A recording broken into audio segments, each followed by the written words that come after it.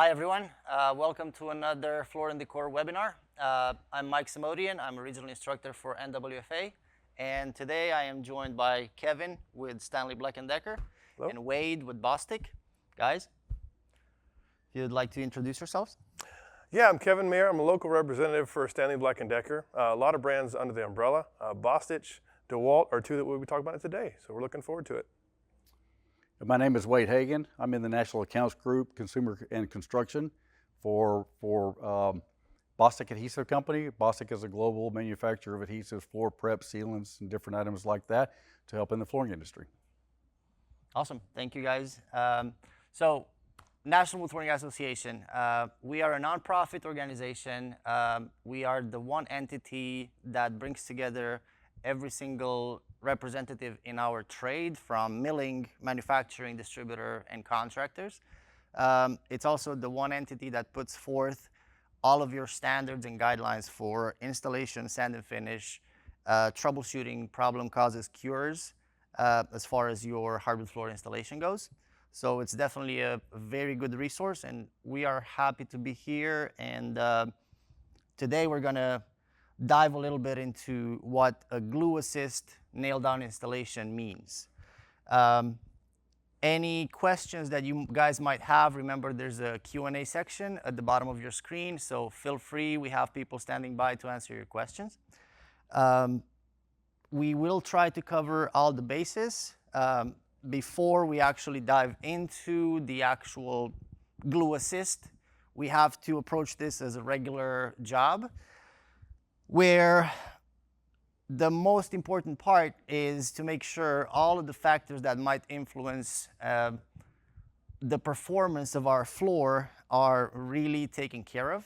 So right here we have two panels.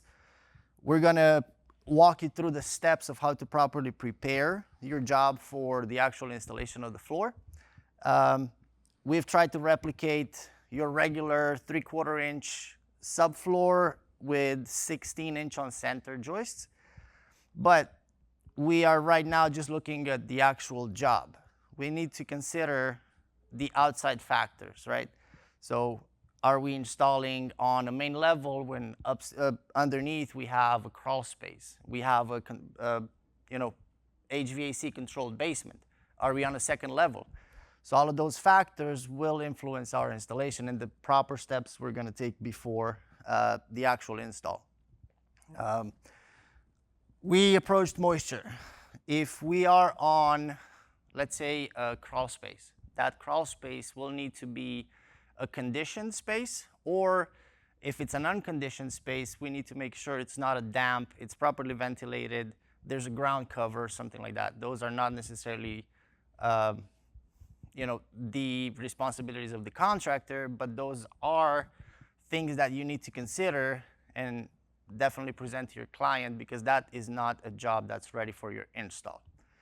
Once all of the sources of moisture have been identified and controlled, then we're gonna go into what I like to call a little bit of an insurance, and that would be applying a Class 2 moisture retarder. And this is where I'm gonna bring you in a little bit. Sure. We want to talk a little bit about the difference between a retarder and a barrier. Sure. As far as the moisture mitigation is concerned. And that's one really confusing thing, especially for somebody that there's multiple products in the industry that are out there. All manufacturers make a variety of products that are either retarders or a complete barrier system. Barrier system is something that actually basically blocks and seals a surface to where moisture can't come through, and what we don't want is that to happen when we're installing a wood floor, especially over an unconditioned space. So what we're going to apply today is a retarder type product that will help control moisture to an acceptable rate, but it won't trap it to that way we have problems in the end after the installation is done. Correct.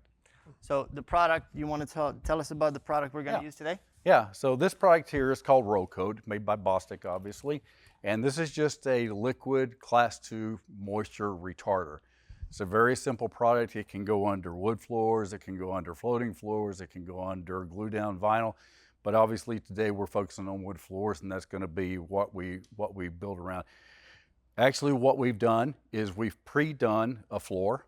This is the one we'll be working on today, and you can see the color of the roll coat. It's black, so it's really, really obvious when you're applying it. The great thing about it is as easy to apply as anything, because it just takes a simple 3/4 inch snap roller. And all you're going to do is you're going to paint the floor. The only thing that we're going to look for in consistency is a consistent film. And we do have a requirement that when the barrier or the retarder is wet, that we accomplish an 8 mil thickness. 8 mil is obviously measured by a paint millimeter. You can pick up those gauges at any local hardware store, any paint store, things like that. They're just a little credit card device looking thing. They have teeth on them. Pretty acceptable. So the one thing, like I said, we'll look for consistency on what gets applied to this.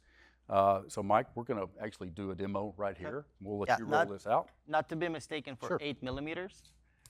8 mil. 8 mil. So sorry. It's a different system of measuring. Correct. We definitely want to have full coverage on the product, and we don't want to have any lumps, any puddles, or anything like that. Once those dry, if you knock them, they're going to come loose, and that's going to compromise your coverage and your protection. Yep. Before you apply your moisture product, there's a couple of other things you need to consider. What's the state of your existing subfloor, right? If it's a new construction, doesn't matter. Most of these products will require you have a clean and porous substrate because they do need to penetrate. They don't necessarily just build a film on top. So any kind of, let's say, mud droppings from the drywall guy, maybe the painter gathered all the doors in the middle of the room and now you have a paint overspray. All of those are going to prevent your product from, actually penetrating the subfloor. Right. Additionally, if you have any leveling issues, because those are also some requirements within the NWFA guidelines, any kind of leveling issues that you need to address will have to be done before you apply this product. And that's a great point, for anything in the industry when you're actually installing flooring, is the substrate is probably one of the biggest keys. And I think that's one common problem we run into, especially with products like this that go down first, is cleaning and getting the substrate prepared. So that's, to Mike's point, that's always one thing we definitely want to focus on before we apply anything. So when you open roll coat, it's pretty simple. It's going to have a little tear strip on here, and you'll just pull it off. The nice thing about the product, like I said, is it's going to be black, so the obvious color makes it just real easy to recognize. The product is pre-mixed. You don't have to do anything to it. So when you open the bucket, you're going to see that you're just going to have a pretty simple black liquid. So it's a really nice product, like I said, easy to recognize, and the application is going to be really simple. So all we're going to do is we're just going to take this and we're just going to pour a little bit out. And one thing, just be real careful because it is liquid. It can go pretty far. There we go. I'm just going to leave this right here, Mike. On a plywood subfloor, like I said, what we're looking for is the consistency and a solid coat. And like Mike referenced to, what we don't want to leave is we don't want to leave any lumps, any edges, anything like that. Obviously, this is a mock-up. When you're in an actual space, obviously you're going to have walls, baseboards, and things like that to deal with. If the baseboards are removed, it's real simple. You can actually roll up against the wall and then cover everything up with the baseboard. It won't hurt anything. If the baseboards are down, one easy application is maybe just like you would with painting, you just cut in the edges around with a typical paintbrush, and then you would roll into that. On a plywood subfloor, the dry time is 30 minutes. So you're going to put down one coat. So it's very simple, very quick, very easy. So you can actually come in, apply your roll coat down. Now you have a moisture retarder on your floor to help you prevent any kind of issues with moisture that you may have detected. And then once this is dry, you can start your installation. Now there is one thing that we want to make sure of is that, and Mike will talk about this later, but I want to just address it now, is that we want to make sure that any product going on top of it is compatible. There are certain products out there that may not be compatible, which will cause bonding issues in the end when you do your flooring installation. So that's the one thing you want to check. If you're unsure about a product, you can definitely call our Bostik technical line. Also, you can just ask the question here on our Q&A and just put your question in there, and our team here will try to help you answer the question that you're asking. Right. It's always important to test compatibility of all of your products.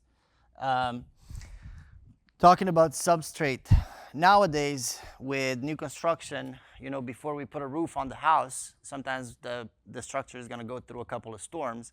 And if you notice, those plywood subfloors are just fine, even though there's water puddling. That's because some of them, I think Advantech is one of them, don't quote me on it, has a little bit of a wax coating on their plywood products. Now that's something that you will have to abrade in order to properly adhere this product to that substrate. Correct.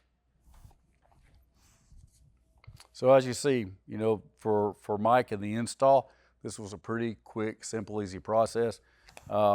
And as you finish up, you can actually see that you actually have the barrier down in a full consistent coverage. And then once this cures in 30 minutes, we'll be ready to go. One other feature about Bostik is obviously we're working on plywood, but you can work on other substrates like concrete. We get a lot of questions about concrete. The applications are a little bit different. Concrete, we actually require 2 coats.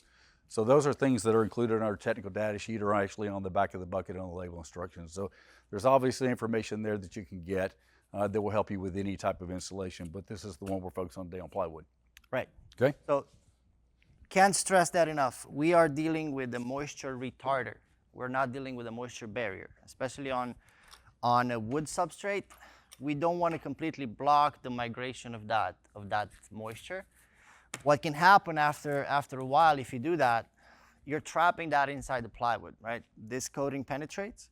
So the underside where you have that vapor migration, all of that is going to trap in the plywood, and over time it can lead to dry rot or mold, mildew, all those sorts of issues. So correct. That's the important distinction between a barrier and a retarder, right?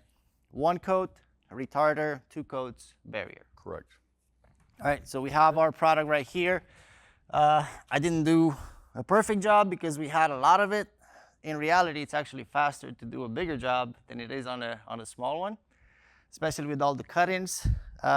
You probably noticed our plywood had a couple of these divots where there's a chunk missing. For something like that, you either want to squeeze your roller in, or you might want to have a brush to literally cover those in. Right. Otherwise, you're literally compromising your protection. Correct. That's one thing we want to make sure of. We talked about consistency. If you see streaks or you see plywood underneath, or like Mike said, you see these little divots in here that don't get covered up, it will compromise it, and you won't get the full effect of the moisture retarder working to the capability that it needs to. Correct. And you touched on it a little bit. Now we're going to move into actually using our adhesive product. I know a lot of people are tempted to shop on price, right? Maybe that moisture product is cheaper, that glue is cheaper. The important thing is not to do all of these steps and then you have a compatibility issue, right? So you always want to stay within a system. There are brands that do a tremendous amount of research and development when they come out with those products. They want to make sure and they know that product X in adhesive is going to be compatible with the moisture barrier. Correct. Right? And I think that's a great point you bring up, Mike, is system warranty.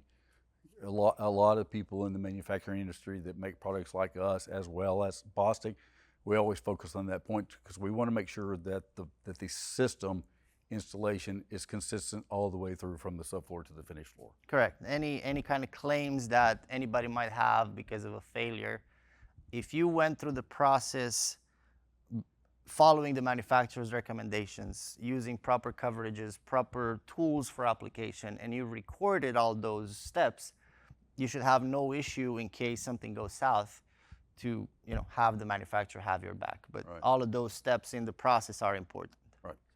Absolutely. All right. Unfortunately, on camera, we don't have enough time for dry, so we can use this panel, so we're just going to move it out of the way. Sure. Okay.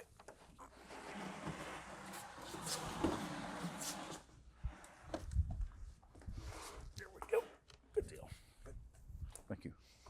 This is basically your finished product. This will be ready for install.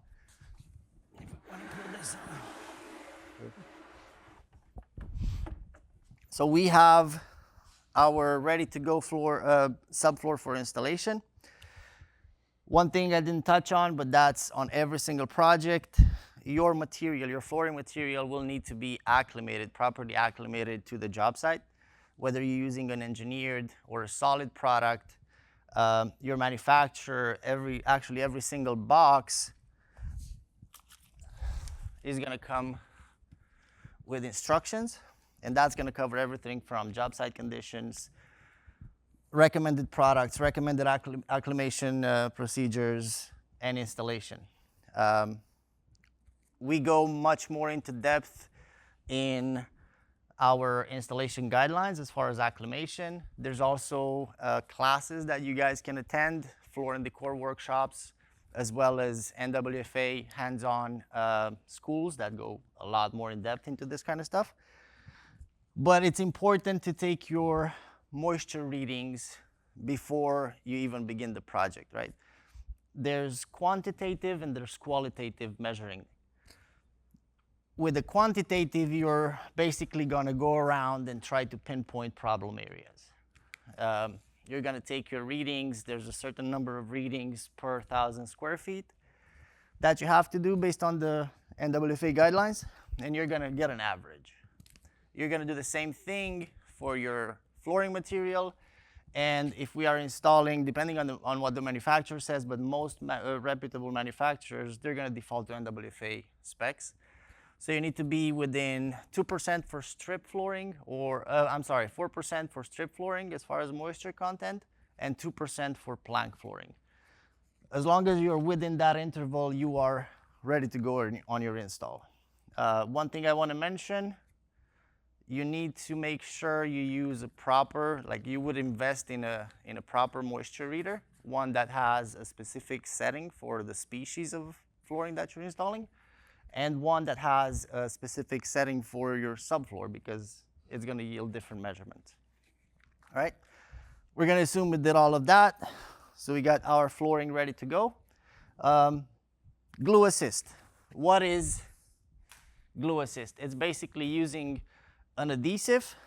We covered the basis. This product is compatible with the moisture barrier that we used. We are going to use this in addition to our mechanical fastening.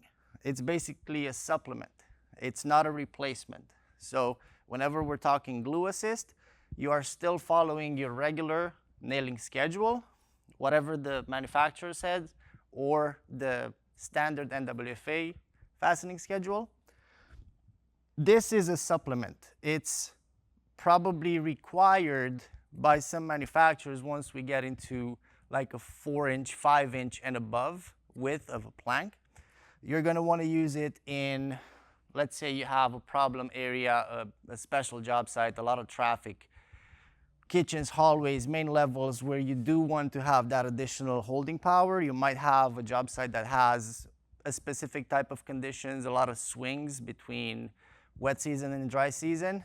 That's where this product and this technique is gonna help. Several ways of applying, and this is where we're gonna get a little bit into tools. You can use a caulking gun, or as Kevin is gonna show us. Yeah, absolutely. Thanks, Mike. This is our DCE 560 cordless caulking tool. It has an interchangeable for different size caulk tubes. We're set up here for a 10-ounce tube.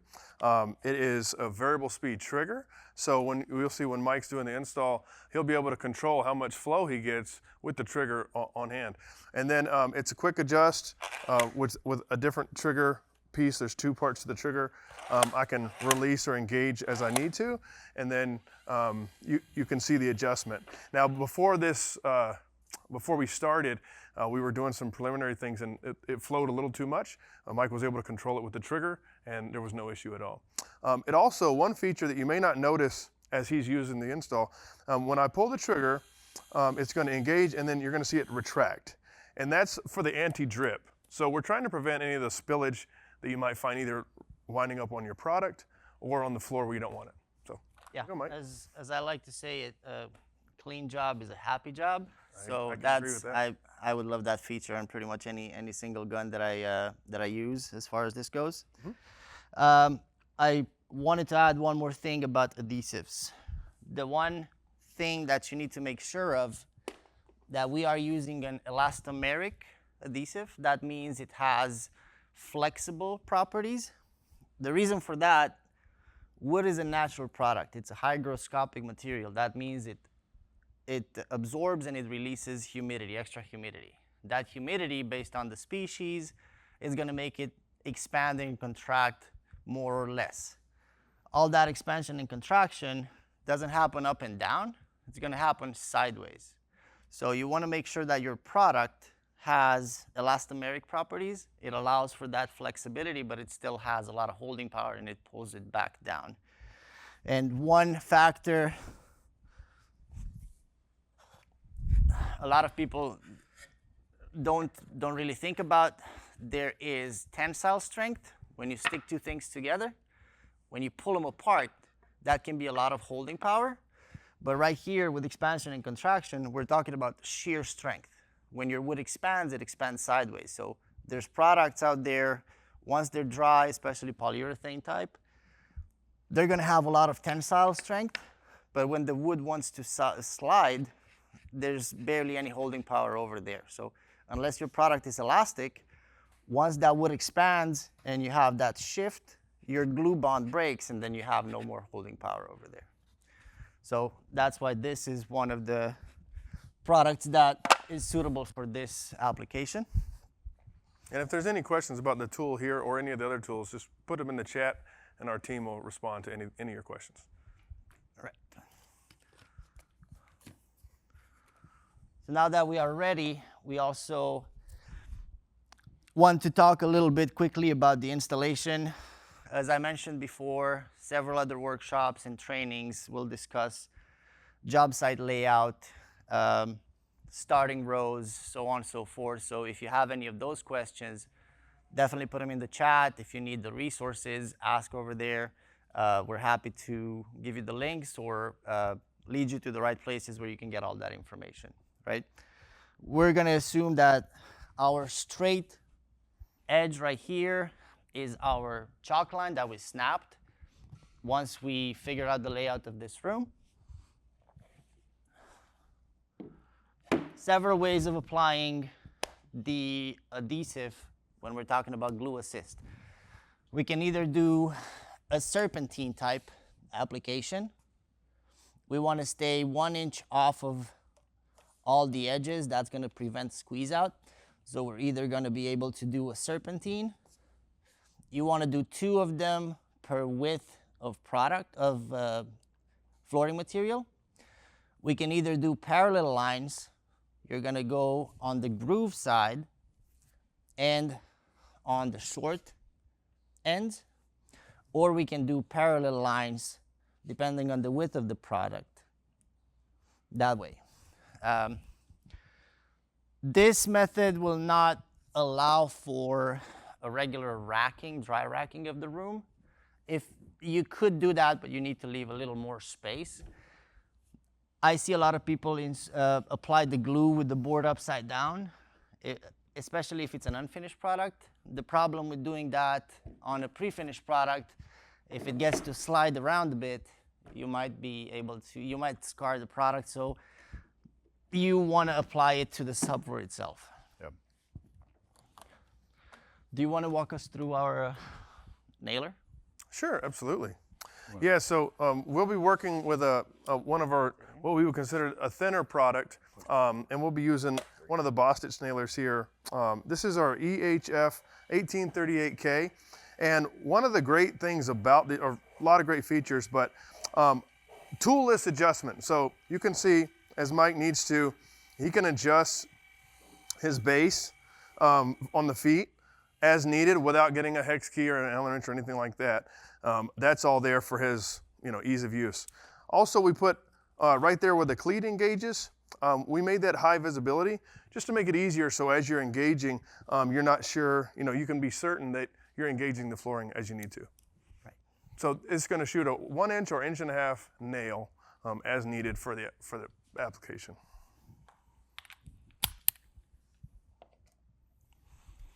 For our starter row, Get out of your way, Mike. we are going to align it, like I said, on our straight edge. One thing, we have it pre-cut. One thing we need to keep in mind and remember, our expansion gaps. And again, that's something that you're going to find in the pamphlet that the product comes with, or in the NWFA guidelines. Rule of thumb is you want to leave an expansion gap that's equal to the thickness of the product. So right here, if we're working with a 1/2 inch product, we're going to leave a 1/2 inch around the perimeter.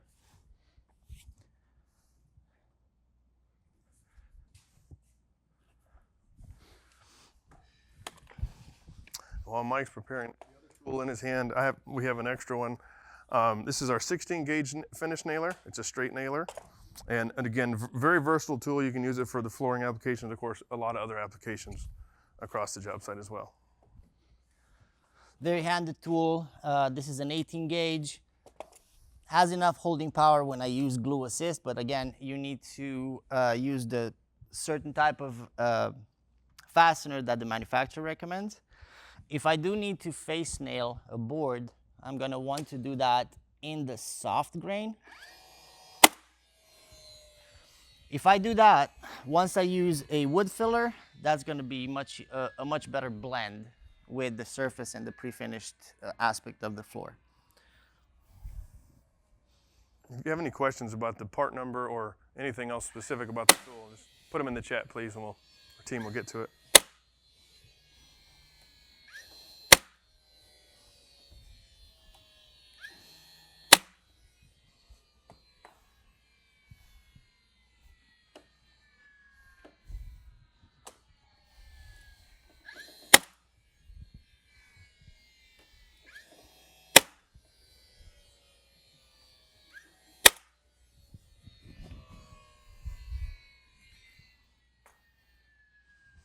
Now we're going to switch to our regular fastener.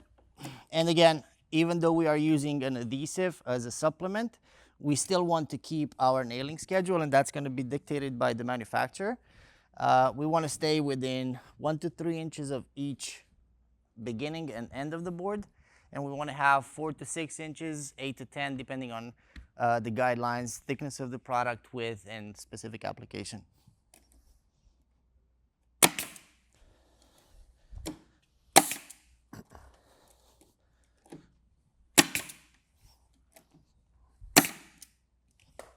We'll need to dial up the pressure.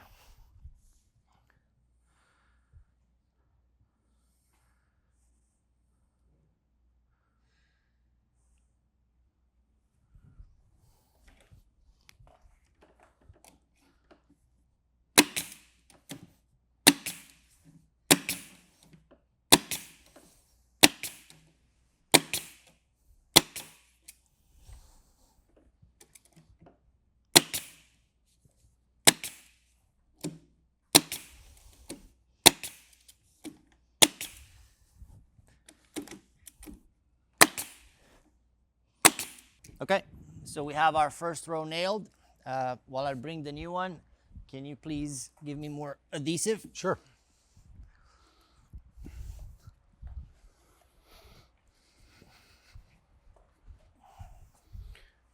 So what we're installing with is obviously a 10-ounce cartridge of a Bostik adhesive. All 10-ounce cartridges are probably going to look like this. They're actually going to all fit in the gun. Primarily, I don't think we have to change anything. Nope. There are different cartridge size, just so everybody knows. There's 28-ounce cartridges, other things like that, so I'm sure the gun's either changeable to another gun or adjustable in this gun, but there are options. The one good thing about the cartridge is obviously we want to have a certain amount come out of the adhesive, so there's actually a marking on here for bead size. What we want is a 1/4 inch bead in this application. So all we're going to do is take a knife and we're just going to cut it down to a 1/4 inch. And if you have any specific questions about what you're using, the tube size and all those things and tools, just remember to put those in the chat. We'll catch up with you as soon as we can.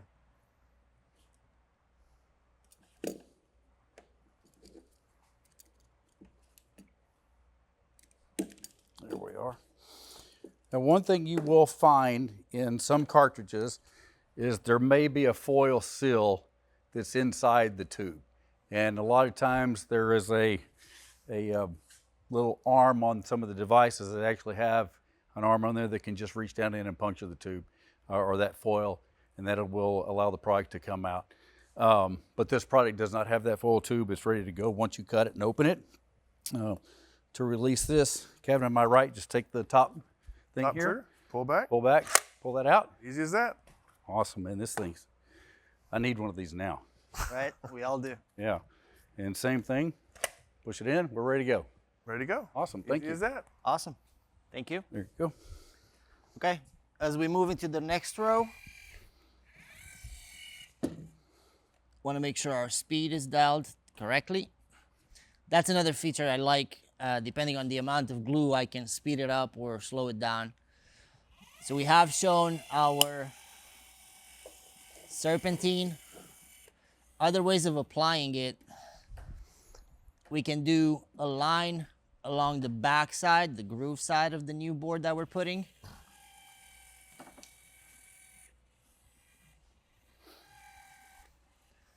Same thing along the short ends of it. Additionally, we can either do perpendicular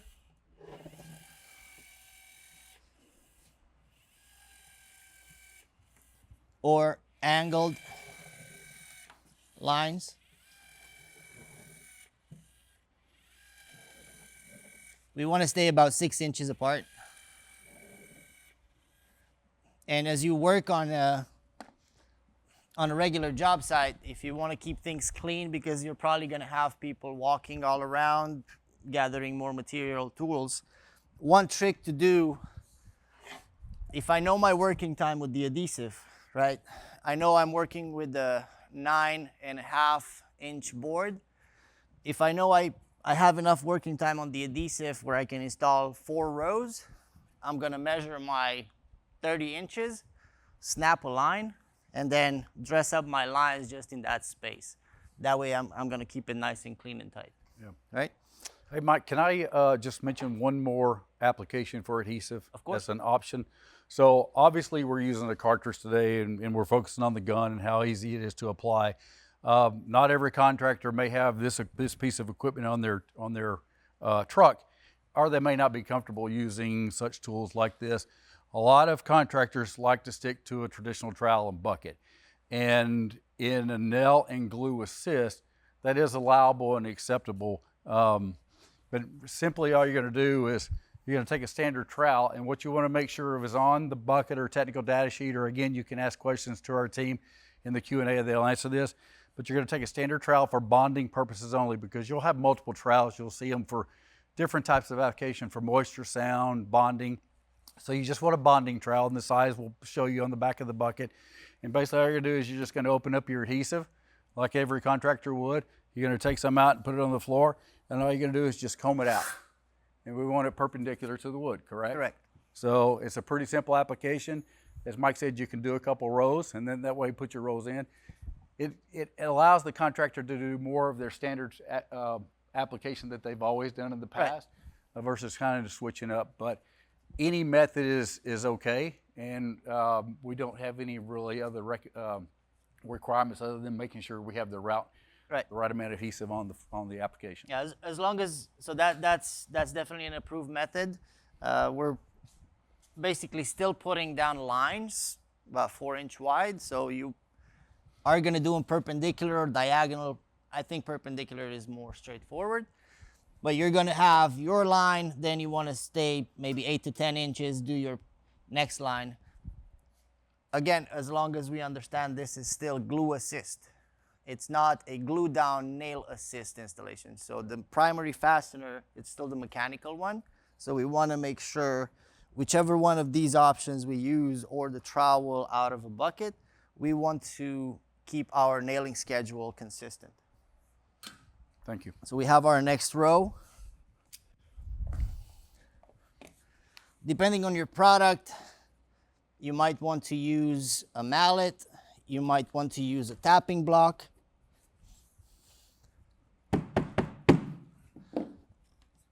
And this is another trick, especially with pre-finished floors.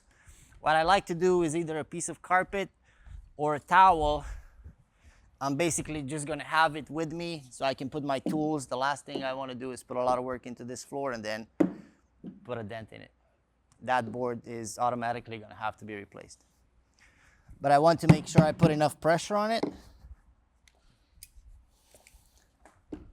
And then again, 1 to 3 inches from the edge.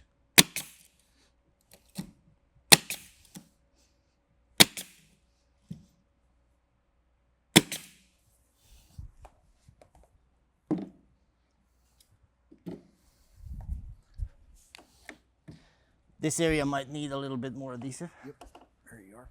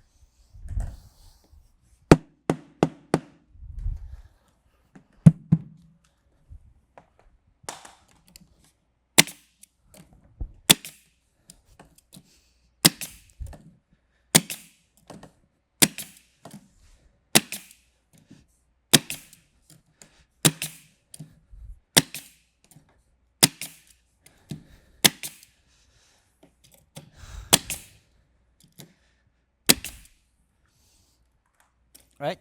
So we have our second row in. We've pretty much talked about the ways to apply your adhesive. The same type of application and the same type of installation is going to apply to a solid wood floor, which we're also going to demonstrate. The next one we're going to show is going to be a 3/4 inch solid white plank installation. And I'm also going to demonstrate what Wade was describing with pulling trowel lines with adhesive. We're just going to squeeze a big rub right here.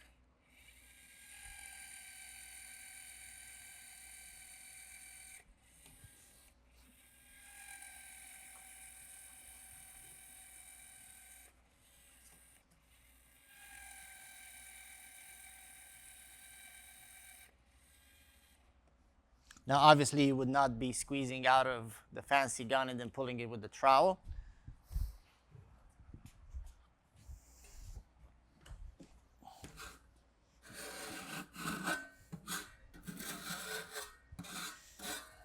Proper notch for that's adjusted based on your adhesive manufacturer and on the type of flooring that you're using.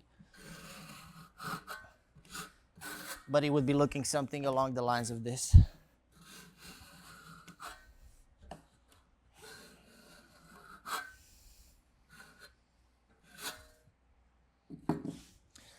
For this type of flooring, since we're dealing with a 3/4 inch solid, we will be using the existing row as a starting point. And as Kevin is going to show us, we're going to use a different type of fastener. Absolutely. So this is a 15.5 gauge nail and 16 gauge cleat nailer, 1.5 to 2 inch, obviously for the larger thickness floors. And then we also have, so the flooring nailer here is capable of 1/2 inch to 3/4 inch flooring. And one of the great features of the tool is we have the non-marring adjustable bases in different sizes. So as you're engaging, there's certain flooring. We have this one set up for Mike here at 3/4 inch, but we have 1/2 inch and 5/8 available as well. Awesome.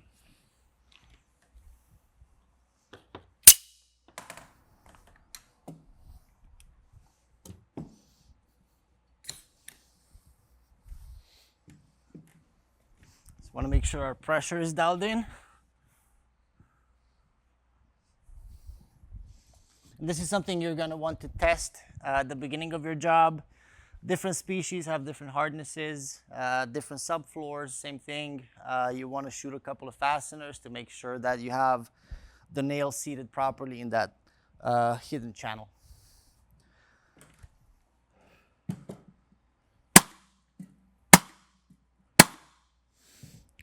Right here, we can see that I'm setting the fasteners a little too deep. So I'm going to dial down the pressure.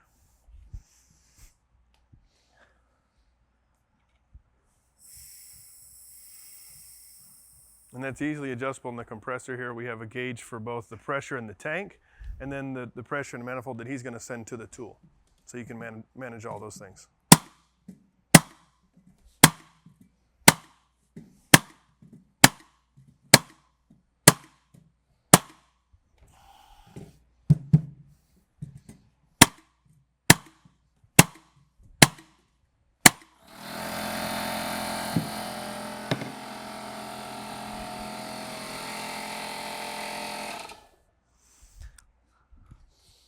Glue assist, again, using the normal fastening schedule. I am 1 to 3 inches from each board end, and I am 4 to 6, 6 to 8 inches between fasteners in the middle. There has been a question, can you put too many fasteners? Is there a requirement as far as not too many? There is none. The only problem when you put too many fasteners is you might crack the tongue. So now you're compromising the holding power of it.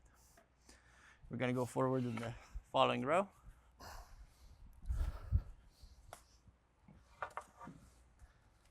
Obviously, on all your installations, you will want to respect all of the racking requirements. You want to stagger your butt joints at least twice the width of the plank that you're working with. You want to avoid H joints, meaning if I have one row here with a joint here, another row, the following one cannot have a joint that's pretty close to this one. It's nothing structural, but aesthetically, it's something that really looks bad. Do we want to put down more adhesive right here, Yes. Mike? Okay.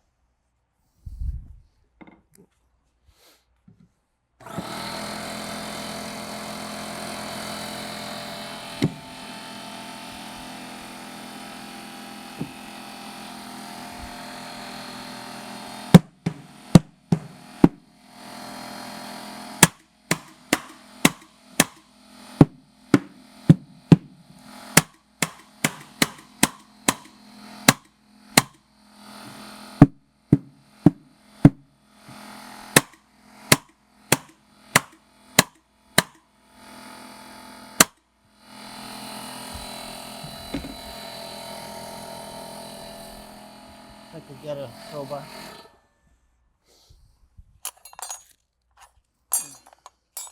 Sometimes the fastener will hit a knot. We want to make sure we take that out, otherwise it's gonna interfere with tightening the following board.